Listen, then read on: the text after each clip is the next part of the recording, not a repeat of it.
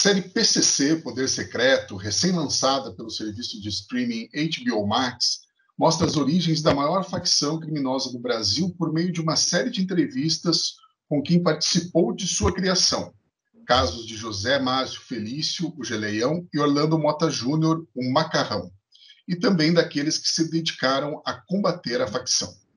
Fundada em agosto de 1993 no presídio de Taubaté, interior de São Paulo, o primeiro comando da capital cresceu de forma exponencial dentro do sistema penitenciário paulista e depois passou a operar também nas ruas, administrando milhões de reais oriundos do tráfico de drogas no Brasil e, mais recentemente, também no Paraguai.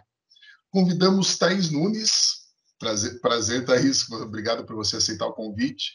Trabalhou como jornalista investigativa da série para conversar com a gente sobre PCC, Poder Secreto. Seja bem-vinda, Thaís. Mais uma vez, obrigado por aceitar o nosso convite, que foi meio em cima da hora. E que bom ter você aqui. Muito obrigada. Para mim é um prazer, uma honra estar aqui com vocês para falar sobre esse tema tão urgente e tão importante de ser debatido, que é o PCC. O Macarrão e do Geleião, né? O Macarrão chegou ao ponto de chorar falando da filha. Como que vocês tiveram acesso a ele e quão difícil foi extrair tanta informação assim dele? Bom, fui eu que produzi a entrevista com o Orlando, segurança pública, justiça, direitos humanos, e evidentemente já conhecia o meu trabalho, porque nesses anos todos eu sempre... Então esse foi o primeiro contato, o Orlando já conhecia o meu trabalho, né? Os atores do sistema prisional, da SAP, também já conheciam o meu trabalho há muitos anos e entendiam que seria um trabalho sério, que a gente não ia transpor nenhuma regra, que a gente, né, faria o que fosse combinado, porque é muito difícil gravar dentro de uma unidade prisional, não é simples, porque qualquer take não autorizado pode comprometer a segurança da unidade. Então, foram essas duas frentes de apuração e de produção. Primeiro, essa confiança que a Secretaria da Administração Penitenciária já tinha no meu trabalho, e depois, essa confiança que o Orlando também tinha em entender o tipo de trabalho que eu fazia. E foi muito curioso, porque para essas entrevistas, todo mundo que fala precisa assinar inúmeros termos de concessão de imagem, de voz, e são alguns termos muito específicos. E quando eu fui passar esses termos para o Orlando, para o Macarrão assinar, ele me disse, mas Thaís, o que é um spin-off? O que é um streaming? Porque ele está na cadeia há tantos anos que a internet era algo ainda muito incipiente quando ele foi preso. Então, foi muito na base da confiança. E, evidentemente, que quando a gente está ali por trás, né, das câmeras, acompanhando essa entrevista, foi muito surpreendente a maneira como ele se abriu, né, a maneira como ele traz um relato absolutamente visceral sobre o que ele viveu, na minha opinião. Então, assim como eu também fui idealizadora do Elise Matsunaga, Era Uma Vez Um Crime, que foi a primeira série documental da Netflix no Brasil. Na verdade, foi a primeira série original de um streaming no Brasil, né? E no caso da Elise, muitas entrevistas que eu dei, colegas falavam assim, Thaís, como você lida com a crítica de ter humanizado a Elise? E algumas pessoas me falaram isso a respeito do Macarrão, mas o que é mais humano do que tudo isso, né? Do que roubar, matar, ser contraditório. Então, para mim, Janice, foi uma entrevista muito reveladora, porque no fim das contas, o PCC é uma grande tragédia. É uma tragédia para quem investiga, mas é uma tragédia também para quem integra. A existência do PCC é uma tragédia para a gente como sociedade. Muito bem, o Evandro levantou a mão aí. Isso, hoje eu tô tentando ser educado e não interromper ninguém, mas eu queria só voltar um pouquinho, que eu acho que faltou, é uma contextualização para o leitor de quem são esses personagens, né? Então, assim, eu acho que primeiro, parabéns pelo documentário. Eu não sei se a gente falou, está disponível na HBO Max. Falei lá no começo. Em 4 capítulos de quase 1 hora, 50 minutos cada um. E eu achei muito bem feito, assim, eu confesso que eu entrei com uma expectativa baixa, por ser um conteúdo nacional, por estar na HBO Max, que é, né, você já espera que, pela linha editorial deles, você tenha algum tipo de supervalorização do discurso antiprisional, que não necessariamente não está presente, não é isso que eu quero dizer, mas que isso seria muito forte, e não, eu achei ele muito honesto. Mas não muito honesto no sentido de fazer um retrato da brutalidade que o PCC representa. Mas também pela qualidade narrativa, que, ao meu ver, foi muito importante. Ele consegue organizar os fatos e de como nasce o PCC. O PCC nasce, pelo que eu entendi, lá do massacre do Carandiru, onde gera uma revolta muito grande dentro dos presos, pelas condições. Imagina, a gente está falando do Brasil de 1992, onde era Brasília e Fusca nas ruas, né? Onde você tinha há poucos anos saído de uma ditadura militar, onde as condições... Você ainda era um país saindo do rural para o urbano, você não tinha a estrutura, as cidades eram muito diferentes, a dinâmica, e o sistema carcerário era um reflexo disso à época, né? Eram blocos de concreto onde você jogava as pessoas lá dentro. Não estou fazendo qualquer tipo de valoração, só um retrato. E o documentário ele consegue me lembrar disso, o Brasil do começo dos anos 90. O tipo de roubo, o tipo de criminalidade que você tinha que me lembra muito Cidade de Deus, né? De como você passa do contrabandista, do assaltante, de repente chega a droga, e como eles primeiro recusam e depois aproveitam a droga para crescer e se multiplicar, né? E aí conta como é a criação, quem são os cabeças, os criadores, o Macarrão, né? Um dos caras que está lá desde o nascimento, né? Do PCC, e o documentário vai lá e entrevista essas pessoas. Então, quem está contando ali, para mim, o principal é o Macarrão, né? Depois vocês falam ali no documentário que tentaram entrevistar o Marcola, ele ia conversar, mas o sistema penitenciário, não sei quem que não deixou vocês terem acesso, e eu acho que, se conseguirem, vai ser um ótimo spin-off, um ótimo episódio extra, porque eu quero ouvir o que ele tem para dizer nos mesmos termos, Thaís, e isso que sirva de elogio, nos mesmos termos que vocês escutaram os demais. A humanização desses personagens, ela é importante porque mostra que são pessoas reais, né? Não são só os monstros, né? Que estão lá, que acho que é um pouquinho de Hannah Arendt, né? São pessoas comuns que entram, é lógico que elas têm uma capacidade de agir na violência, de agir sob estresse, e eles vivem sob estresse a cada segundo de suas vidas. A hora que eu não sei como é entrar dentro do sistema penitenciário e a cada segundo você imaginar que você pode tomar uma facada pelas costas, né? E cada pessoa, eu acho que é muito mais simplista, mas ao mesmo tempo muito confortável para a gente colocar o Macarrão, seja o Marcola ou qualquer outro criminoso, né, qualquer outra pessoa acusada de crimes graves, inclusive, mas é muito mais confortável para a gente colocar essas pessoas no lugar de monstro, no lugar da monstruosidade, e não buscar entender quais caminhos esse ser humano percorreu para chegar até esse lugar.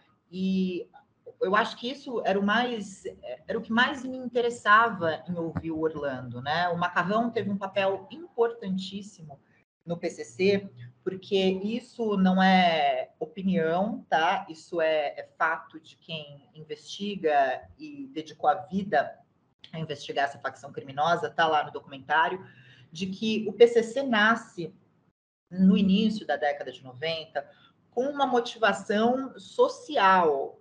E isso é muito difícil de entender, mas essa é a raiz, é o âmago. Só que é uma motivação social de pessoas que vivem na extrema violência. Então, era óbvio que não ia dar certo, né? E é óbvio que o PCC só nasce onde há um vácuo de poder, onde o Estado não estava.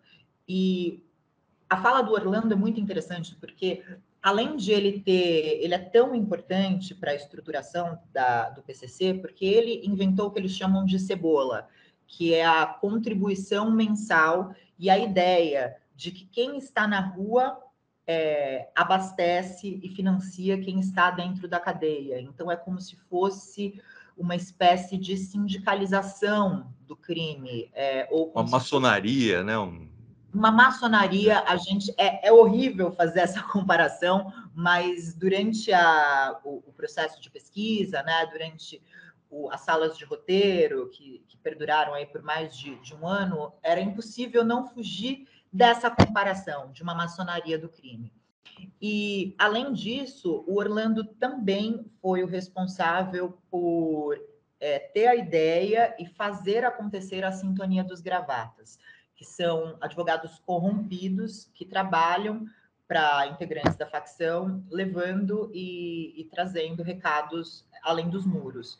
Então, essas foram estruturas que fizeram com que o PCC se organizasse, conseguisse estabelecer uma hegemonia do tráfico de drogas nas ruas, o que aqui em São Paulo é fato, apesar de as autoridades algumas delas ainda negarem isso publicamente, mas essa hegemonia do tráfico teve um impacto direto na diminuição dos homicídios. É evidente que outras políticas públicas também foram feitas, mas é inegável que teve um impacto na segurança pública daqui, mas a expansão territorial pelo Brasil do PCC, por outro lado, provocou uma altíssima taxa de homicídios, especialmente no norte e no nordeste do país. Uma disputa por território exige sangue, né? Eu acho que nenhum bandido vai entregar sem... Apesar de que, pelo documentário, pelo que eu notei, primeiro o PCC conquista com preço baixo, né? Ele vende droga a preço baixo, com isso as biqueiras lá, as bocas... entram na mão do PCC e a partir disso é guerra de território, é matar e ampliar, né? Inclusive expandido internacionalmente. Então, eu acho que o documentário mostra isso muito bem, né? O quanto a aceitação do PCC dentro das unidades prisionais se fez basicamente pela garantia de segurança. Então, é a garantia de que você preso não entraria dentro de um sistema e seria estuprado, teria de oferecer a sua mulher, a sua filha, a sua mãe ou a sua irmã como moeda de troca. Isso foi uma garantia que fez com que o PCC tivesse uma adesão de praticamente 100% aqui em São Paulo. Só que quando a gente vai refletir sobre isso, é surreal pensar que o Estado tutela essas pessoas, e é evidente que a gente não é aqui achar que um presídio tinha de ser um hotel de luxo, não é isso, é uma discussão sem o fígado, é uma discussão mais racional. É muito louco a gente pensar que o Estado não conseguia controlar as unidades prisionais a ponto de que uma pessoa entrava lá, um homem que às vezes cometeu um crime, um réu primário, não sei, e ele ia ser estuprado, ser viciado, ele ia ter que levar as mulheres, especialmente, como moeda de troca, que foi algo que o PCC proíbe no decorrer da década de 90, e é dessa maneira que eles conquistam todos os presídios de São Paulo. E aí algo que eu acho que ficou muito claro no documentário é que as políticas públicas, né, as autoridades conduziram isso de uma forma muito, muito ruim, né, muito leviana e em negação, né? Isso que eu acho o pior, assim.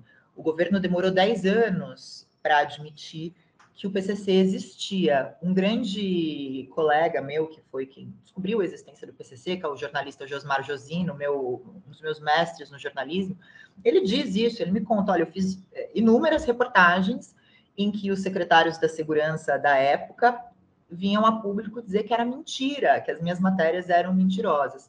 Então, acho que a demora do Estado em admitir o problema e pensar em uma maneira séria e compromissada em combatê-lo fez com que o PCC chegasse onde chegou.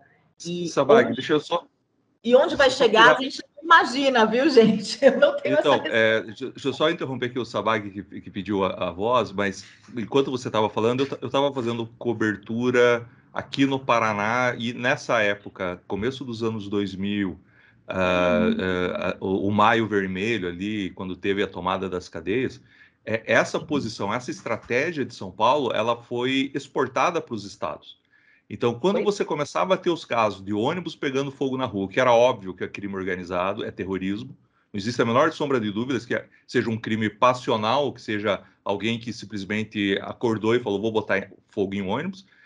Todas as secretarias de segurança pelo Brasil negavam óbvio, achando que a estratégia de não fale deles vai diminuir a força deles, mas eles já estão aonde eles devem estar, que é no coração do crime organizado, né? Não é você expor esses fatos que a gente, de alguma maneira, estaria incentivando ou não, né? Tanto que há 10 anos, hoje em dia eu acho que não mais, pelo menos a gente superou, você não escrevia PCC, né? Você escrevia organização criminosa, uma organização criminosa, todo mundo sabendo o que você estava falando, né? E é curioso porque o Paraná foi um dos estados para onde o PCC foi exportado primeiro. Uhum. Porque ali no começo dos anos 2000, alguém teve a feliz ideia de dizer, vamos tirar de São Paulo, vamos jogar o problema para longe, aí vamos mandar para Cascavel, achando que era uma pessoa e não uma ideia. O PCC, antes de tudo, é uma ideologia. Então, quando as pessoas acham que, mais uma vez, é muito mais fácil, muito mais simplista a gente achar que no dia em que o Marcola morrer, o PCC acabou. E, pelo contrário, isso não vai acontecer. Isso não vai acontecer. A gente precisa de muitas mentes pensantes, né? De muita disposição para entender esse problema de uma forma racional e buscar mecanismos de combate, que não são esses. Isso é fato, não são esses. E aí, hoje a gente tem uma facção criminosa que domina todos os portos do Brasil. Vocês aí no Paraná têm um dos principais portos, dominado pelo crime organizado. E que personagem que você achou lá eu me esqueci o nome, que foi que começou o tráfico ali na Baixada Santista? O Ângelo Canuto. Que cara impressionante. Ele é impressionante. Ele é impressionante. E você sabe, Evandro, que eu conheço o Ângelo há muitos anos, né? Não foi um processo de um dia para o outro, de convencê-lo a falar, já conheço a história dele há muito tempo. E o Ângelo é uma dessas pessoas que, desculpa até cair no clichê, né? Mas é isso mesmo que eu sinto dele. Você fala, nossa, se o Ângelo não tivesse nascido nesse lugar paupérrimo onde ele nasceu, abandonado pelo pai, porque ele é inteligentíssimo, né? E teve, contra tudo e contra todos, conseguiu... Totalmente articulado, né? Completamente articulado nas suas ideias, né? Na forma de expressar suas ideias. É ele que fala, Thaís, aquela hora do presente de Natal, do padrasto? Sim. É ele, né? Aquela parte lá, putz, de quebrar o cara, né? Ele começa a chorar, né? Só para contextualizar, esse Ângelo, hoje ele não faz mais parte do crime. Ele tem uma empresa que agencia jogador de futebol, né? Se não me engano. Cantores também, é uma pessoa, é um perfil até que eu aconselho as pessoas a seguirem nas redes sociais, porque ele é um cara que tem o diálogo, né, com essas camadas, com a camada mais periférica, e é um cara que faz vídeos todos os dias dizendo, olha, juventude, vocês estão achando que roubar no Farol vai levar vocês a alguma coisa? Deixa eu aqui contar o que eu passei em 15 anos de cárcere, tal. Então, ele é um cara que hoje dedica a vida a tentar esse tipo de conscientização. Mas ele é articuladíssimo, sempre muito inteligente, pós-graduado, está fazendo mestrado, e eu acho que a história do Ângelo é muito interessante, e voltando a isso da tragédia social, que é uma tragédia social, eu sempre penso isso, né? Que força que tem ali, que poder de trabalho, que poder de inovação que mora no Ângelo, e que foi cooptado pelo tráfico, com ele muito novo, com ele sem outras possibilidades. E aí é claro que a gente sempre vai ter outra possibilidade, sempre tem. Não é porque a pessoa é pobre que ela vai para o crime, mas eu acho que o documentário mostra como algumas coisas elas têm algo em comum na história do Ângelo, na história do Macarrão, na própria história do Marcola, né? O Marcola era um menino de rua da Praça da Sé, daqueles que todo mundo que conhece São Paulo, você vai no Marco Zero da cidade mais rica da América Latina e você vê inúmeras crianças abandonadas. Agora, com a piora na economia, pandemia, a Avenida Paulista, que é próxima aqui de onde eu moro, você não consegue andar com o celular na Avenida Paulista, porque assim tem várias crianças assaltando, até com violência e tal. Esses dias eu estava conversando com um delegado que cuida ali da área, não estou mais no jornalismo diário, mas a gente não perde o costume, né? E eu conversando com ele e tal, e aí ele falou assim para mim, Thaís, você podia fazer uma matéria. Eu fiz assim, eu estou atarefada agora com os filmes, mas vou contar aqui o que ele me disse. Tem uma menina de 6 anos que faz parte de uma gangue de crianças que furtam e roubam celulares na Avenida Paulista. Então, e aí o delegado me dizendo, Thaís, mas todo mundo me cobra isso. O que eu vou fazer com uma menina de 6 anos? Eu não posso prender, a nossa lei nem sabe. Então, eu acho que todas essas histórias retratadas no PCC, seja do Orlando, seja a do Marcola, seja do Ângelo, ou dos anônimos da periferia, essas histórias têm algo em comum. Enquanto a gente não olhar para isso, essas histórias vão continuar acontecendo, a verdade é essa. Eu acho que isso é interessante porque o documentário ele reforça o tamanho do PCC que a gente normaliza já por causa do noticiário. Ali, quando você vê crescendo em muito pouco tempo, 25 anos, fazendo uma conta rápida, 26, 27 anos, é uma organização que já está indo buscar territórios internacionais, negociando com Europa, América Latina, com terroristas, Brasil afora. E de maneira nenhuma, do meu ponto de vista, da minha opinião, exclui toda a criminalidade, toda a brutalidade, como o próprio Macarrão, tudo que esses caras já aprontaram, né? Agora, existe também toda uma inteligência que é usada para o mal, para a construção disso, que é impressionante, que às vezes isso não fica tão claro no noticiário e que ali, de alguma maneira, você começa a reconhecer isso. A capacidade de gestão de crise do Marcola, como ele consegue dividir o poder quando ele se sente pressionado e como essas células elas já estão desenhadas para serem repostas a partir do momento que esses líderes começam a ser questionados, como ele sabe que ele precisa não ser tão poderoso, porque senão ele é facilmente derrubado, então ele precisa colocar 12, são 12, né? 21, 12 com os seus substitutos, para que isso, de alguma maneira, tire a atenção do próprio grupo, porque um grupo que vai crescer e aparentemente continua numa expansão, obviamente vai gerar muita disputa interna, muita pressão interna e também externa com os rivais, né? E você conseguir administrar isso. Vamos lá, Marcola, um cara que está num RDD, que é uma penitenciária federal de segurança ultra máxima. Penitenciária federal, conheci, é surreal. Como que consegue se comunicando com cartinhas por advogado a cada 15 dias, você conseguir estruturar gente que trabalha em empresas, tudo. Você sabe o nível de comunicação que você precisa ter para ter o mínimo de compatibilidade com aquilo que você precisa.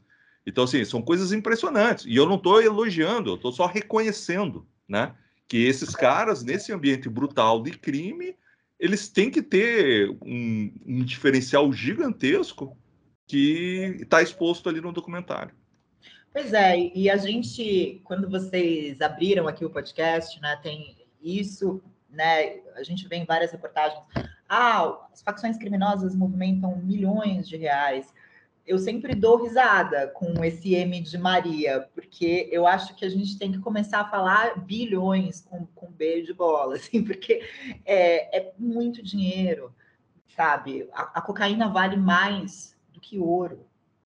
Então, se a gente quer falar em combate ao PCC, a gente, na minha opinião, a gente tem que falar sobre controle de portos, sobre controle de espaço aéreo.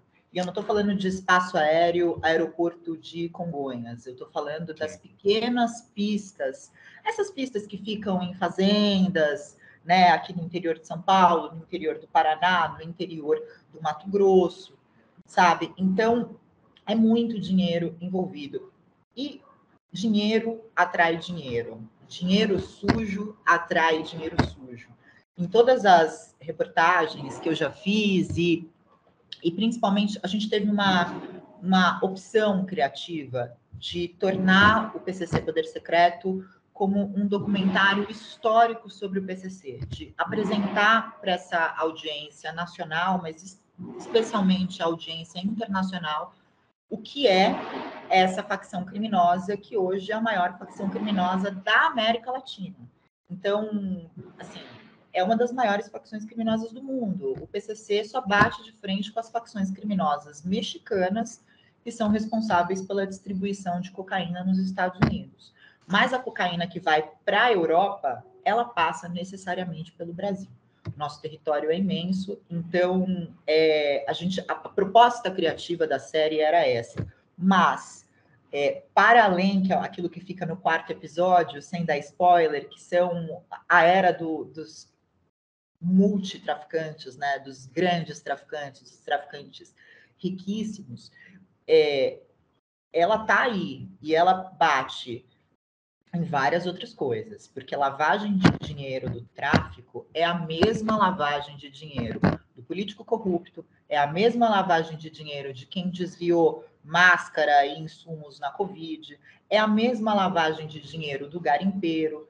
Então, quanto mais o PCC domina esses espaços, a gente tem uma criminalidade em geral mais forte no Brasil. Não é só sobre tráfico. Não tem como o Estado não ver lá o helicóptero do GG entrando e saindo de uma fazenda ao lado do porto, né? Isso. Não tem como você não perguntar por que esse helicóptero sai e volta aqui do lado do porto, né? Aliás, Thaís, quando que você vai fazer um roteiro para um filme sobre a morte do GG do Mangue? Ah, mas aí você está querendo que eu dê spoiler, né? Eu nem estou sabendo de nada. Eu falei porque, se o cinema brasileiro fosse bacana, bom, já tinha um filme do GG do Mangue. Olha o quanto de filme que tem da máfia. Para mim, a maior história... Repórter é uma coisa, a gente fala assim, a gente dá uma micro-unha, já entende tudo, já. Mas então deixa eu dar uma sugestão. Para mim, a maior história que tem ali escondida, que eu falei, isso daqui dá um filme daqueles de tipo Cães de Aluguel, que são os 2 policiais que sequestram. Sequestram o filho do Marcola, o enteado do Marcola. O enteado do Marcola. Todo mundo, você tá maluco? Os caras dentro da delegacia. Cara, que ideia idiota e brilhante, né? Cara, mas é um filme de heist, é um filme de tensão, de negociação. Olha que incrível essa história.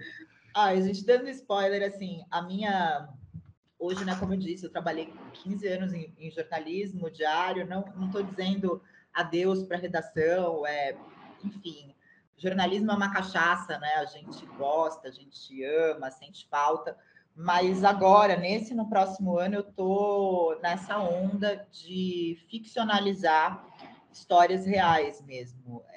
Não posso dizer se é exatamente essa, mas é isso, assim, é tornar... E o Brasil tem histórias absolutamente inacreditáveis, né? Enfim, a gente ri, a gente fala nesse lugar aqui de Escadinha, né? Como é que não contamos essa história? Como a gente não contou essa história?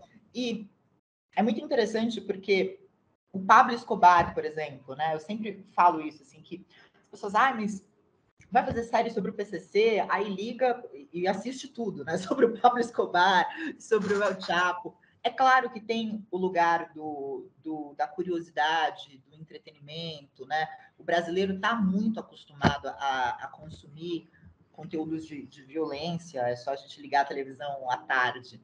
Mas eu realmente acho que esses produtos têm um uma importância, inclusive os de ficção, para fazer com que a gente reflita um pouco sobre quem a gente é, né? E eu acho que esse distanciamento histórico, que às vezes não precisa ser um baita distanciamento histórico, às vezes uns 10 anos, 20 anos, faz a gente olhar para a nossa sociedade. Vou dar um exemplo que não é uma história que está sendo desenvolvida pelo streaming, mas não sou eu que estou desenvolvendo, não faço parte do projeto, mas é uma história que eu estou com uma leve inveja, porque eu queria fazer parte, que é o caso da Eloá, aqui em São Paulo, aquela menina que foi sequestrada e morta, foi um sequestro de 100 horas, e entrevistaram, né, as pessoas, enfim, um canal de televisão entrevistou o sequestrador. Então, eu acho que as pessoas vão ter, evidentemente, muita curiosidade de ver esse produto, mas eu também acho que quando a gente retoma isso com uma produção de audiovisual, seja num documentário ou na ficção, a gente tem uma oportunidade de refletir sobre isso e olhar e falar, cara, não. Acho que hoje em dia, aqui no Brasil, pouquíssimos jornalistas, só que, assim, foi muito sem noção, ligaria para um sequestrador com um sequestro em andamento. Então, eu acho que essas produções são muito importantes. Gente, tem muita história boa. O Escadinha é uma história que eu sou apaixonada. Assim. Eu também não entendo como ninguém contou essa história ainda, sabe? Pois é. Só te peço, quando não na ficção, mas quando você for na questão documental, repita, assim, minha sugestão, só como um telespectador, repita a objetividade que vocês tiveram. O gostoso de ter assistido o PCC foi a maneira mais objetiva que vocês conseguiram contar, e a gente tem um problema no documentarista brasileiro, que ele é muito artista, então ele tenta dar muita interpretação para as coisas. É óbvio que tudo tem um lado, né? Sim. Todo mundo é difícil, não estou pedindo imparcialidade, mas como é bom você ter os fatos narrados, e com esses fatos você tomar a tua interpretação, você vê aonde chegou. Então fica uma sugestão. Eu fico tão feliz de ouvir isso, porque eu acho que a gente tem que dar a oportunidade para a audiência chegar a uma conclusão. Não é isso? Você mostra esse lado aqui, você mostra esse lado aqui e deixa a audiência concluir com base no que a gente apresentou. Eu concordo com você, que eu acho que tanto o documentarismo, o próprio jornalismo, né, gente? Tem jornalista que antes de passar o retorno para a redação vai publicar opinião no Twitter. É uma verdade, né? Não que a gente no cenário atual. Não que a gente não possa opinar, acho que todo mundo tem direito a ter opinião, mas nem tudo é só opinião. Eu acho que apresentar os fatos e deixar as pessoas tomarem as suas próprias conclusões faz parte. Eu fico muito feliz de você ter tido essa impressão. Ô, Sabag, você não vai falar? Faz meia hora que você está com a mão levantada, pô. Mas eu estava respeitando a tua organização de levantar a mão. Eu levantei a mão, fiquei esperando chegar na minha vez aqui. Então, veja aí, né? Thaís, eu tenho muitas perguntas, assim, que eu tenho muita curiosidade de saber. Não sei se a gente vai ter tempo de falar de tudo isso, mas uma que surgiu enquanto estava dizendo, você falou que você produziu a entrevista com o Macarrão, que provavelmente é a principal entrevista da série, mas isso é minha opinião só, pela centralidade dele dentro da organização e porque ele se dispôs a falar tanto, né? Falou tanto e revelou tanta coisa. A série, a gente falou no começo, ela está dividida em 4 capítulos e, na minha análise, ela faz, assim, ela busca fazer uma espécie de evolução, contar a história da evolução do PCC, que nasce como uma organização ali, quase como uma resposta a Carandiru, né? É um episódio de extrema violência, e ali os presos começam a se organizar, ainda muito sobre... muito ainda diante da liderança do Geleião, né, que aparece na série num depoimento, se não me engano, um depoimento que ele deu à Justiça, né? Isso. Não sei é isso? Não foi a Justiça, foi um promotor. É muito promotor. louco. Tá, porque não faz parte de um processo. O promotor ligou a câmera e falou, você aceita que eu te grave? Bom, então, mais méritos para a equipe de produção do documentário, então, de ter conseguido esse material. Porque eu estava ouvindo vocês até falando, eu queria dar o meu pitaco aqui também, relembrando minhas origens no jornalismo policial. Cobri a rebelião de Piraquara em 2001, aqui no Paraná, em que surgiu aqui a figura do Geleião como mentor daquilo tudo. O PCC, então, era uma coisa que não se falava quase nisso, né? Mas, enfim, é uma figura, tanto que o episódio da morte dele, que foi no ano passado, em 2021, eu e alguns colegas do jornal, a gente falou assim, nossa, o Geleião, né, o cara lá, ao lado da rebelião, da primeira rebelião de Piraquara, lá no presídio de Piraquara, em 2001. Depois teve uma outra grande aqui em 2017 ainda. E a quem conheceu, estou falando isso, né, porque quem conheceu associa muito o PCC nessa origem a episódios de extrema violência, né, como uma resposta até ao que aconteceu em Carandiru.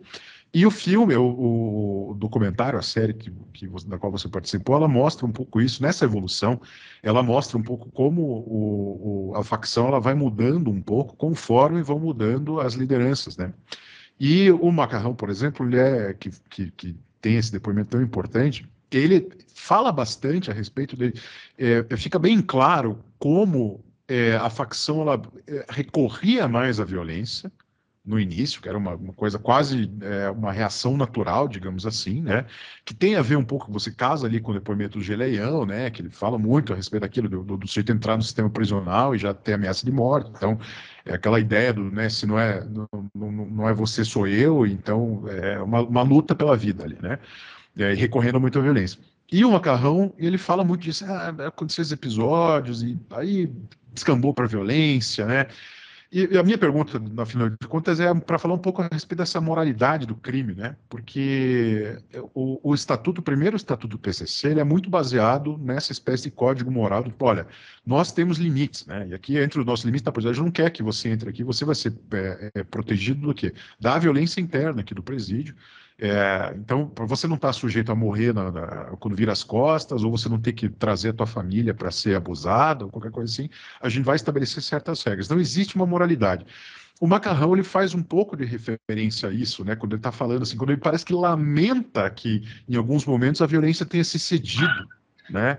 Que a facção tenha precisado recorrer à violência, ou sair um pouco do controle do que se desejava naquele momento e houve episódios de violência. Então, assim, o espectador entende que existe ali uma certa moralidade. No entanto, ele próprio depois fala muito tranquilamente, pensando, não, mas aí a gente começou estou simplificando, obviamente, começou a investir no tráfico internacional, porque a gente entendeu que era a melhor forma da gente poder crescer como organização, porque aí a gente já estava mais espalhado, já tinha uma prevalecência social, e a série mostra isso muito bem, né, o quanto existe uma ocupação desse espaço dentro da periferia de São Paulo, por exemplo, em que é uma população que não é uma questão de se aderir ou não, porque olha, é uma coisa instituída, né? Então você vai fazer o quê? Vai negar esse poder que está aqui do nosso lado, vai querer se opor a isso, uma pessoa pobrezinha lá, qualquer coisa assim. Então eu queria entender de vocês, assim, como que vocês lidaram com isso, né? Porque existe um certo risco, na minha opinião, que é você ali, de repente, ouvindo a pessoa falar e tá trazendo esse aspecto de humanidade, também está permitindo que ela naturalize certas coisas, que são episódios de extrema violência, que não deixam de ser periclitantes e horríveis, muitas vezes. Pois é, precisou acontecer isso, vai ver o que é. Não, teve que metralhar lá toda uma facção inimiga e mataram lá 30 pessoas, não sei quantas. Então, assim, também existe isso, né? Quer dizer, ali você está lidando com criminosos, né? Pessoas que participaram dessa maquinação do crime. Como que foi isso para vocês ali, né, nas decisões que vocês tinham tomado na produção do filme? Só voltando um pouco, o que eu achei bem isso que você explicou, tem a primeira década do PCC, né, que é uma década de estabelecimento de poder, né, então eles estavam se estabelecendo dentro do sistema prisional, e os primeiros fundadores, o Marcola não está entre os fundadores, apesar de que estava na unidade prisional, mas ele não é um dos fundadores, apesar de que, obviamente, ele tinha ali muito da ideologia, inclusive a ideia dele, né? O Marcola é um cara que entende de política, enfim, de iluminismo, é um cara que entende de filosofia, sabe, leu, compreendeu. Mas nesse primeiro momento dos fundadores, entre eles estava o Geleião, que era de um perfil absolutamente violento, assim como o Cezinha, que contrapunha o Sombra, por exemplo, que é um dos fundadores, e o Sombra já tinha uma coisa, algo mais ideológico. E muito pouca gente sabe, mas muito disso vinha da mulher dele, que era uma grande pensadora, era uma pessoa que tinha um domínio ali era muito culta, enfim, apresentou autores, não só para para o marido, como também para Marcola, Misael e etc. Mas as primeiras bases do PCC nessa década são muito semelhantes à da Revolução Francesa, sabe? Então, tem aquilo da igualdade, da liberdade, mas a exemplo do que aconteceu na Revolução Francesa, é muito difícil, né? É muito mais fácil você ser oposição a um regime. Quando você se torna situação, a tentação de impor as suas próprias vontades por meio da violência é inerente ao ser humano. Então, a exemplo do que aconteceu na Revolução Francesa, com Robespierre, que primeiro guilhotinou Maria Antonieta, depois guilhotinou todos os inimigos, o Geleião começou a fazer isso. Então, a princípio, eles têm o primeiro banho de sangue, né, que eles promovem, e é claro que isso é horroroso, né, a gente não pode naturalizar, a gente está falando de um ambiente absolutamente violento. Então, o que se espera de pessoas absolutamente violentas, o que é natural, é de que elas ajam com extrema violência. E essas primeiras mortes promovidas pelo PCC eram de pessoas que eles chamavam de malandrões na gíria da cadeia, que eram esses caras que impunham estupros, que impunham mulher como moeda de troca, que impunham, enfim, várias outras coisas, chantagem na cadeia e tal. Só que a partir do momento em que o Geleião toma o controle, que ele está nesse primeiro conselho deliberativo do PCC, ele passa a ter atitudes de malandrão, ele passa a oprimir outros presos. E há um grupo contrário a isso. Nesse grupo contrário a isso está o Marcola e outros presos, inclusive o Macarrão, que sempre foi muito amigo, muito próximo ao Marcola. A partir do momento que o Marcola e esse grupo se opõem ao Geleião, eles têm um racha. E a primeira esposa do Marcola, a doutora Ana Olivato, é assassinada. E aí tem o que é a versão das autoridades, tem o que é a versão do Marcola, né?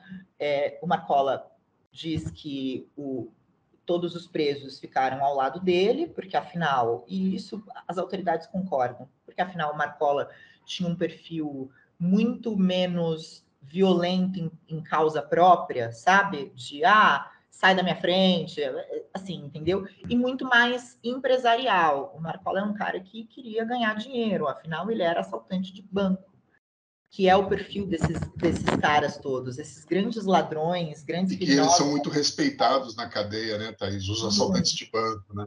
Muito, muito respeitados. Então, o Sombra, o Marcola, a origem deles, os crimes que eles cometeram nas ruas, são assaltos a banco, diferentemente do Geleião, que descobriu-se depois, era um assaltante de cidadão comum, que está andando na rua, e pior ainda, que é algo que não é admitido dentro do PCC, ele estuprou uma jovem que ele roubou, salvo engano, no Parque Tietê, na Zona Leste de São Paulo. Então, isso, assim, provocou uma outra guerra dentro do PCC e foi acrescentado ao lema deles, ao estatuto, a palavra igualdade, que é ninguém é mais que ninguém dentro da cadeia. E é aí que o Marcola diz que a liderança dele parte daí, ele diz que nunca quis isso, as autoridades dizem que sim, que ele queria, e a partir desse momento ele se torna essa figura central dentro do PCC. Só esclarecendo essa parte da história que eu acho super importante, e é isso. Geleião era um cara absolutamente violento, e quando ele que vai para o Paraná, né? E no Paraná ele já consegue um celular, porque, enfim, consegue um celular porque as autoridades ali foram corrompidas. Sempre tem um gordinho para entrar na dobra ali, né? Isso foi em 2016, em 2006, essa história é maravilhosa, né? E do Paraná, ele já estava controlando o tráfico aqui. Do Paraná, ele ligava para os caras no Rio. Então, assim, a pior coisa que o governo de São Paulo fez foi mandar o Geleião para o Paraná. Então, é aqui que os nossos estados se conectam. É o começo dessa grande expansão do PCC. E talvez não chegue para a população o nível de violência que a gente está falando. Quando a gente fala dessas revoltas de Piraquara, por exemplo, você tem, esses presos eles não têm acesso a nada. De repente, os caras, com basicamente as mãos, começam a quebrar paredes, porque eles têm que chegar numa outra organização concorrente, né? Foi dada a ordem. Eles estão a 200 metros de distância, com 500 paredes na frente, com carcereiro, com tudo que é tipo de proteção. Os caras com a mão começam a marretar e quebram, vão quebrando parede a parede e comunicando em tempo real para São Paulo: dominamos a área tal, dominamos a área tal, dominamos a área tal. E as pessoas que vão aparecendo nessa guerra, eles vão decapitando, colocando em prato e avisando tudo que está acontecendo. Tipo assim, ou retirando o coração, enfim, eles vão... É uma selvageria que eu acho que eu não sei se algum dia pode ser representada esteticamente, visualmente, do que se encontra lá. Os relatos que se tem dos grampos que eles tinham, imagina isso, a polícia em tempo real com esses grampos e não podendo fazer nada pelo nível de brutalidade, pelo nível de tensão, de energia destrutiva junto numa penitenciária, né? Obra desses caras. Né? E aí, respondendo o Ricardo, para não perder a pergunta, é óbvio que é muito difícil, né? É que eu costumo, de coração, assim, tentar entender o contexto maior, porque se eu não tentar entender o contexto maior, você vai para uma entrevista com alguém que já cometeu crimes bárbaros de uma maneira muito reativa. E se eu tivesse chegado dessa maneira tão reativa, o Orlando não teria se sentido aberto, não é aberta a palavra, não teria sentido essa confiança para contar sobre um outro lado, que eu acho absolutamente importante, porque que loucura que é a gente pensar, né? Que triste que é a gente pensar que alguém que, de repente, se vê no meio de uma facção criminosa, porque ele não fazia parte antes de entrar na cadeia, né? Então, de alguém que viu que ali era um mecanismo de segurança para ele, mas, ao mesmo tempo, fez coisas horrorosas em nome dessa facção e por essa facção, e essa própria facção faz com que ele perca a família dele, né? Então, é uma... Isso eu fiquei em dúvida também, Thaís. Essas pessoas, né, que estão ali dando os depoimentos, elas não têm mais medo de nenhum tipo de retaliação? Elas estão kits com o crime organizado? Não, elas não estão kits, assim. O Orlando, ele é jurado de morte, já desde que ele se tornou delator do Ministério Público. A gente está dando um monte de spoiler, mas, gente, a gente está contando aqui, vale a pena ver, viu? Mas ele conta de uma forma muito visceral, quando ele sacou que, assim, porque é isso, não adianta você achar que você vai entrar no crime, isso já aponta do dedo, né? Que você vai ficar, não, eu vou fazer, vou acontecer, mas eu vou só até aqui, eu vou me sujar só até aqui. É óbvio que não. E eu fiquei muito... É difícil dizer isso e não ser mal interpretada, mas eu fiquei tocada. Não tocada com dó, mas tocada de que complexidade, que difícil, que tragédia. Quando ele diz, olha, eu vi que não dava mais para eu fazer parte dessa organização criminosa, porque a minha filha estava pedindo para eu matar alguém. E a filha dele tinha 7 anos. Então, assim, é óbvio, né? Uma criança que está inserida nesse meio, para ela é natural. Então, quando ele conta isso, e conta o que acontece com a família dele, amando da facção, você olha e fala, gente, isso é uma tragédia generalizada, isso é uma das grandes tragédias brasileiras, assim. E é o que mantém... É o que mantém o PCC forte, né? Esse medo, a brutalidade para você entrar é quase uma questão de sobrevivência para quem entra numa cadeia dominada por eles, né? Não imagino como você consiga por muito tempo não fazer concessões, e a hora que você fizer concessões, já era, né? Como que você escapa de uma rede dessa? Óbvio que a gente está falando de pessoas que cometeram um crime, mas nem todo mundo, né? Assim, fez um crime tão absurdo a ponto de se ver numa rede dessas que você não tem como escapar. Sei lá, um pai que não pagou pensão, ele vai para a penitenciária. Ele vai para a penitenciária. E você chega lá e os caras, e aí, tá a fim de morrer ou você vai começar a contribuir com X mil aqui para a gente poder pagar não sei o quê? Ou vamos falar sobre o que representa 75%, salvo engano, da população carcerária brasileira, que é o jovem réu primário traficando. Mas aí você está defendendo, Thaís, que não seja punido, que não sei. Não é isso, mas é que racionalmente, efetivamente, o que acontece é que a probabilidade desse jovem que tem uma passagem por tráfico de drogas, via de regra, por uma pequena quantidade, esse cara vai entrar na cadeia e vai se tornar um soldado em potencial de algo muito maior. Então, é muito difícil a gente pensar nisso, e mais ainda, o que me deixa mais chocada é sempre as quantias. É muito dinheiro. Então, assim, quando a gente fala milhões, sabe, milhões, tinha 16 milhões de euros dentro de uma van de um major que estava traficando em Portugal, que ele não era necessariamente, deixa eu até pegar o nome dele aqui, ele não era necessariamente do PCC, mas era um dos fornecedores que usava a rota do PCC. E assim, ele tinha aqui, o Sérgio Roberto de Carvalho, major que foi preso, acho que há umas 2 semanas em Portugal. Mas quando a PF começou a investigá-lo, ano passado, retrasado, ele tinha 16 milhões de euros em notinha, uma em cima da outra, dentro de uma van, esperando toda essa máquina que ele tem de lavar dinheiro, com doleiros, com criptomoeda, com tudo, dá um tempo para ele lavar aqueles 16 milhões, porque não estava dando de tanto dinheiro. Então, quando a gente pensa nisso, eu confesso para vocês que é desesperador, porque a tendência é de que o tráfico e todas essas redes que envolvem o tráfico, que é a rede da lavagem de dinheiro, que é todos esses outros lugares onde o dinheiro sujo opera, eles só se fortalecem. Quanto mais forte o PCC fica, mais fácil é você ser corrupto no Brasil, mais fácil é você ter dinheiro sujo circulando, contrabando, tráfico de drogas, de pessoas. Então, é tudo muito interligado. E é muito triste a gente pensar que essa discussão fica na superfície.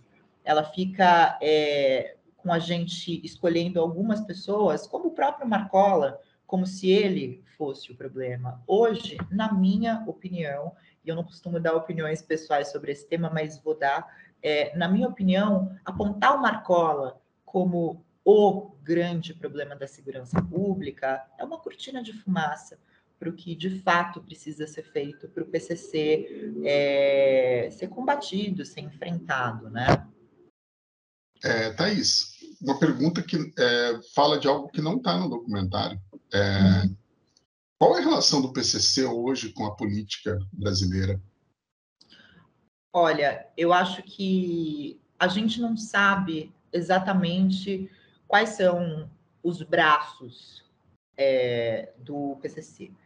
O que eu posso dizer pelos milhares de documentos, de investigações aos quais eu já tive acesso, de conversas em on e em off com essas pessoas para que esse documentário fosse produzido, é de que, pelo menos, nunca soube de nada que envolva tanto um partido X quanto um partido Y. Mas é evidente que algumas áreas de prefeituras e de governos a gente deveria ter mais atenção aos contratos. E aí, contratos, eu digo, saúde e lixo, né? E limpeza urbana. E isso não é uma característica só aqui no Brasil. O PCC tem isso, né? O PCC já chegou ao nível de máfia. Gente, o PCC já chegou ao nível de máfia há muito tempo. Mas, a exemplo das máfias... lixo é coisa de máfia. Se é máfia, está sempre envolvida com lixo. Exato. Então, a exemplo das máfias italianas, né, que tem muitos negócios com o PCC aqui, porque a Nhandreta e as máfias sérvias também estão muito envolvidas no recebimento da cocaína lá no outro polo, né, lá na Europa. Então, eu acho que, assim, esses contratos merecem atenção. A gente já teve alguns episódios aqui na Grande São Paulo. Agora, é muito difícil, né? Eu não acredito em coincidência e também não acredito em inocência, especialmente de políticos. É muito difícil acreditar que desembarca a quantidade de cocaína que chega diariamente ao Brasil e, assim, e ninguém sabe, né? Então, será que o Brasil não tem capacidade de fazer um controle aéreo melhor? Controle de fronteira, tudo bem, a gente tem uma fronteira seca gigantesca, mas será que a gente não tem capacidade de ter um controle aéreo melhor, um controle dos portos, né? Quem são as pessoas que operam no Porto de Santos, por exemplo? São sempre as mesmas pessoas, há muitos anos, né? Será que a gente não tem mecanismos de controle que poderiam ser aprimorados? Então, eu acho que nesse lugar, agora, é evidente também, Jones, que tem uma questão sobre essas 3 palavras chamam muita atenção. Então, eu acho que existe o que é uma pessoa que pode ser ligada ao PCC e o que é o PCC como organização, né? Como um salve, por exemplo. Você, no documentário, lá teve uma parte que chamou a atenção, quando fala da Sintonia dos Gravatas, né? Que Sintonia dos Gravatas é um grupo de advogados cooptados pelo PCC, só explicando ao espectador, que é para fazer várias atividades ali que eles precisam, atividades que envolvem burocracia e outro tipo de atividade, até mandar recado de um lugar para o outro. E eles falam que eles pagam, né, para várias pessoas para fazer concurso e entrar nos órgãos públicos. Então, pode ser... Eu já conheci a advogada do PCC que teve a faculdade financiada pelo PCC. Super comum. Super comum. Então, era filha da elite ainda. Você falava, por quê? Filha de político conhecido. Porque também tem isso, né? Não é só... Tem uma questão de escolha, correr risco, viver aventuras, estar com bandido, né? Também tem... né? Que imagina quanto uma advogada que aceita se corromper em começo de carreira vai ganhar. Tem isso também, né, Evandro? Assim, você vai querer ser a estagiária, começar de baixo e ou você vai querer se corromper e ir na loja Gucci e comprar 100 mil reais em bolsa. Então, eu acho que tem essa questão financeira. E até por essa questão financeira que hoje me parece ser, é a mais importante para essa organização criminosa. Então, essa questão da ideologia, essa questão isso tudo está lá atrás. Hoje em dia, business, é dinheiro, e é muito dinheiro. Então, até por isso, me parece, né? Mas, obviamente, eu nunca vi nenhum documento que comprove, que tenha comprovação, e nunca ouvi especificamente sobre um partido A, B ou C. Mas me parece que, como a exemplo dos grandes empresários que a gente tem nesse país, eles se associam politicamente onde o dinheiro está, onde eles vão ganhar mais dinheiro. Então, me parece... Eu sei que você não... Você provavelmente, para falar, teria que ter provas, mas eu vou citar aqui que a gente teve, pelo menos, né, assim, vou citar de cabeça, pelo menos 2 grandes figuras políticas que foram muito grandes no começo dos anos 2000. Antônio Palocci, ele foi um dos maiores nomes políticos desse país, e o Marcos Valério, que foi um dos grandes gerenciadores do dinheiro roubado durante a era petista ali, principalmente, e também tucana lá na questão de... Eles afirmam que o Marcos Valério afirma que ouviu falar, e o Palocci afirma que sim, que eles tinham um relacionamento com o PCC, não só de... Porque, veja, é bem isso, você está numa prefeitura, você tem várias coisas ali que podem acontecer para você ter a administração mínima, mas você tem que poder lavar dinheiro, você tem que conseguir mandar 10 milhões de dólares para o Duda Mendonça em algum lugar. Assim, então, agora, é óbvio, como você consegue isso? Isso para mim é algo que é muito interessante, é como não existe a prova, né? A prova cabal, a prova de fato, né? Dessas ligações para coisas que tem que ser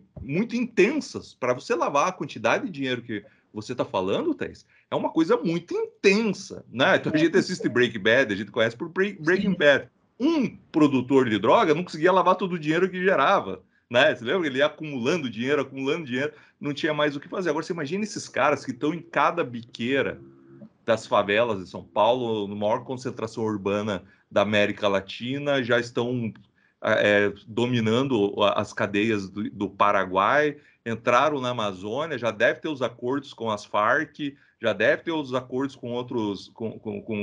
Os caras ali no documentário mostra distribuindo um fuzil, sei lá, $50 mil. Mas isso é uma coisa bem... Só até fazendo, porque é isso, né? Como eu disse, essas 3 letras, elas chamam muita atenção, assim, tem amigos que trabalham em portais que falam que é sempre isso bomba audiência, né? E claro, porque as pessoas têm muito interesse. E evidentemente que recentemente no site da Veja teve uma reportagem em que o Marcos Valério, há 10 anos atrás, teria dito isso do PCC e tal. E é claro que eu, como repórter que cubro isso, fiz documentário, quando li, obviamente que acionei todas as fontes possíveis e imagináveis, falei, é isso mesmo, tal, não sei o quê.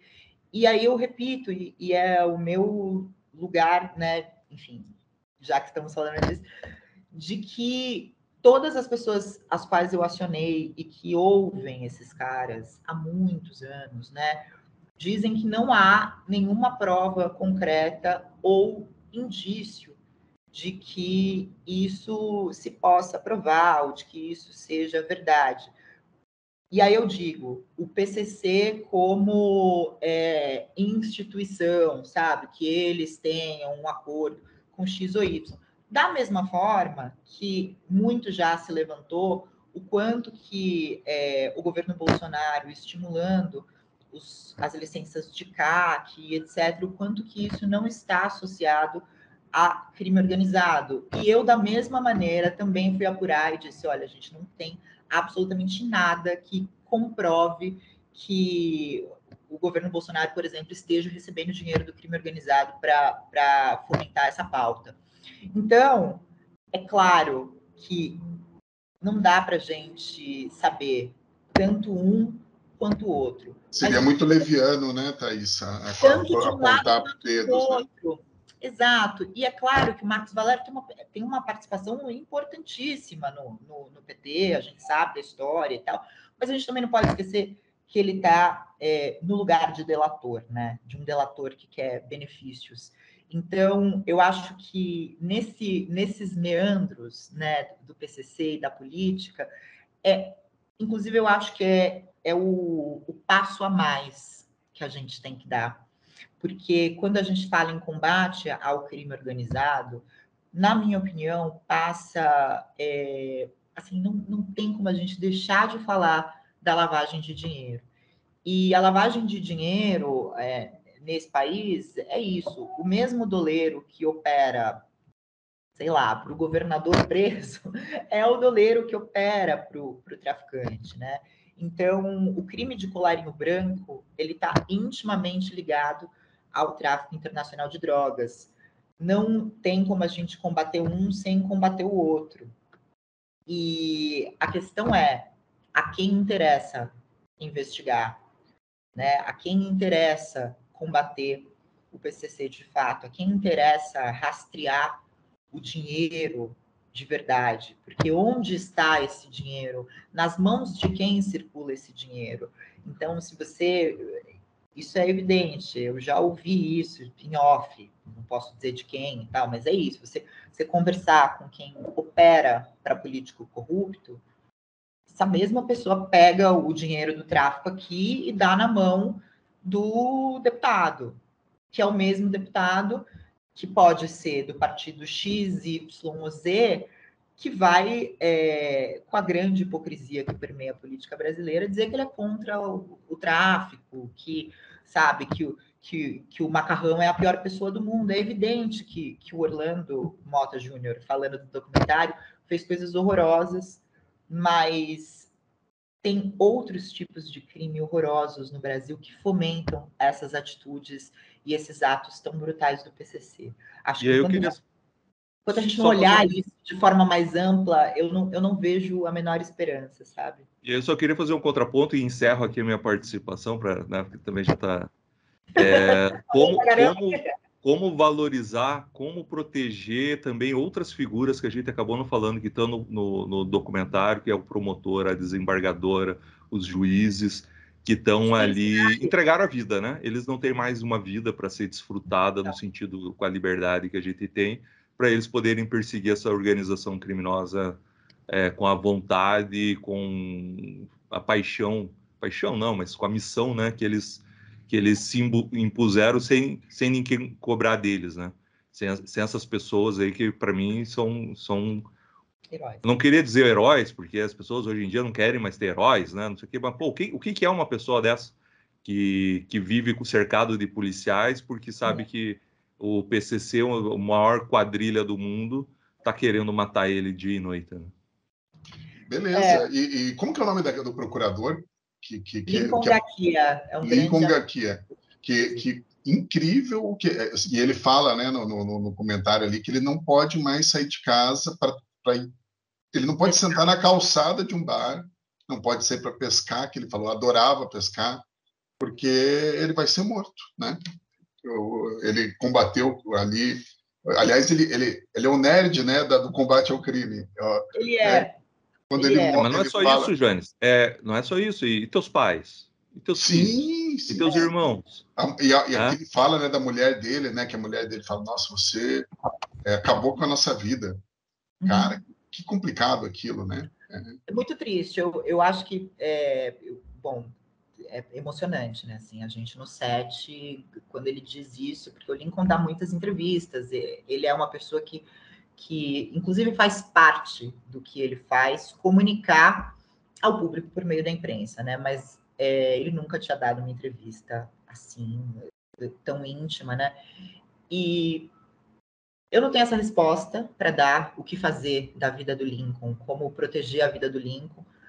Ele é um amigo querido, então é claro que eu quero que o Estado proteja a vida dele, mas eu acho que reconhecer o trabalho que ele faz e ouvir o Lincoln já seria um grande passo das autoridades. Então, assim, eu fico me perguntando, e nem sei se essa é o desejo dele, estou aqui falando o que eu gostaria.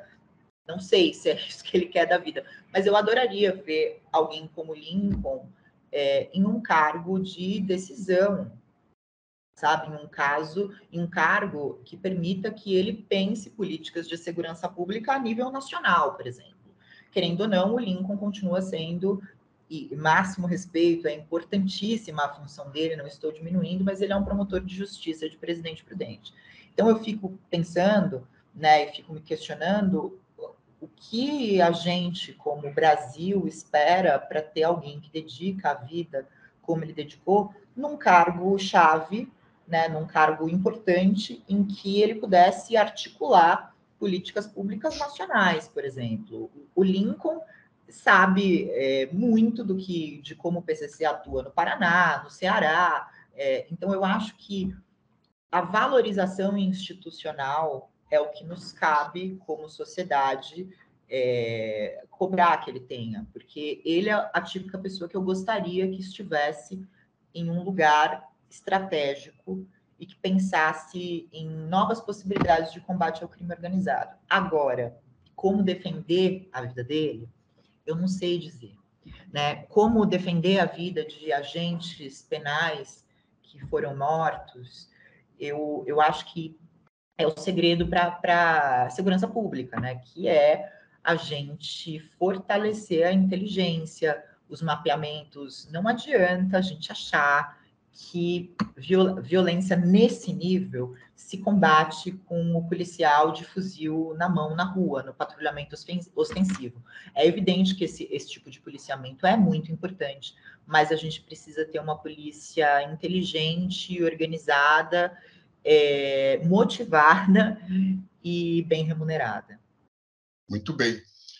Ótimo. Então, espero que as pessoas assistam ao documentário, né, para ver o Lincoln falando, ter contato com essa história, saber falar com propriedade a respeito do PCC. Agora, vamos passar, então, para as recomendações. Né? o Sabag teve um probleminha aqui, o vídeo dele sumiu, então vai ficar só as nossas 3 recomendações. Mas se o Sabag não ia recomendar nada de bom mesmo. O Sabag não consegue nem falar? O Sabag tá falando? Dá para falar, Ricardo? Não, acho pelo que jeito não. Pelo jeito não. Acho que o negócio foi feio ali na conexão dele. Mas então, eu vou começar com a recomendação. Já que você, Thaís, falou do Josmar, o famoso Caveirinha. O famoso Caveirinha, amor da minha vida. Eu vou. Não, o Josmar é incrível. Eu trabalhei com ele no JT. Eu vou recomendar. Dá para ver aqui. Bem, o nome do livro é Casadas com o Crime, é da editora Letras do Brasil, mas também tem um outro livro dele que chama Cobras e Lagartos, da Objetiva, que é a história do PCC. Esse livro aqui tem a dedicatória do Josmar, para mim. Adoro. Olha o meu aqui, ó. Cobras e Lagartos, incrível. Então, é perfeito. O livro é o livro que você tem que ter para saber a história do PCC. E o Casadas com Crime é um livro que ele entrevista as mulheres, mães, irmãs de presidiários, né, que é uma boa fonte. Quem for repórter, vai atrás dessas fontes. Quem estiver começando agora, estiver cobrindo segurança pública, é uma boa fonte sempre. Tanto que vocês usaram no documentário também, né, mães, e etc. E o Casados com Crime, o Josmar escreve muito bem, e a apuração dele é incrível, então eu recomendo, quem quiser saber mais, Casadas com Crime, e o livro que a Thaís mostrou, Cobras e Lagartos. Evandro, eu vou passar para você. Eu vou para uma outra linha completamente diferente. Eu tô encantado com Barry. Olha só, é uma série da HBO Max também, da HBO Max. E só que me vendiam essa série, todo mundo falava que era uma série boa, e me vendiam como algo que ela não é. Falavam que era um assassino que se descobre que quer ser ator e leva essa vida dupla, né, tentando escapar do crime para ser ator. Aí você fala, pô, que coisa, tá bom, né?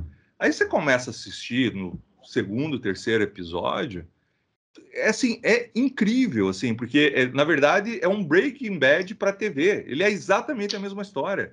Ele não é o assassino que quer ir para o teatro. Ele, de repente, ele começa a usar o teatro para conseguir se entender. Só que ele começa cada vez abrindo mais pontas na maldade, né? Porque Breaking Bad é uma série sobre uma pessoa que descobre o mal e quer sempre ter mais contato com o mal possível, né? O Walter White, ele, como a própria mulher dele lá no finalzinho fala, você sempre pôde sair. Você é que não quis sair. Porque o mal foi te levando, né? O que o Jesse Pinkman era ao contrário, era o cara que sempre esteve no meio da marginalidade, mas vivia buscando, né? E por isso fazia mal para ele, porque ele sempre tentava sair da marginalidade e era o bonzão, o professor, que acabava trazendo ele. E no Barry é muito interessante, você não tem o Jesse Pinkman, mas você tem esse outro personagem que é ele tentando ser ator, né? Que está se descobrindo e aí é legal, porque aí eles fazem eles usam o teatro de uma maneira muito inteligente, que é como usar Shakespeare para você falar o ser ou não ser, né? Para você usar Hamlet, para você mostrar a tragédia da vida, e replicando isso e mostrando que tudo aquilo que ele imagina que ele é, só que ele acha completamente diferente. Então, assim, episódio a episódio, a coisa vai escalando. Você fala, não, eu não acredito, aonde esses caras vão chegar? E é impressionante, assim, não é no nível de Breaking Bad, mas com certeza é uma das melhores séries da atualidade, ao lado de Succession e ao lado de Ruptura, né? Então, assim, para mim, se você não sabe, se você está órfão de Succession, que deve demorar uns 2 anos para vir a 4ª temporada, vai em Barry, que é um prato cheio, mas cheio. Sem falar das cenas de ação, assim, é incrível as cenas de ação para uma série de comédia, porque é uma série de comédia no fim das contas, né?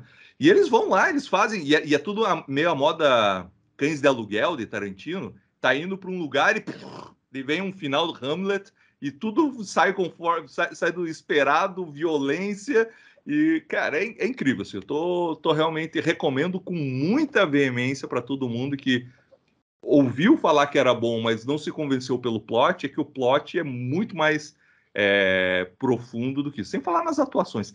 Cada personagem que eles colocam em tela, você se apaixona. Você fala, cara, eu quero esse personagem por muito tempo. E eles vão lá e eliminam os personagens, não estão nem aí. Então, e eles vão jogando. É chuva de personagens interessantes, uma atrás da outra. Assim.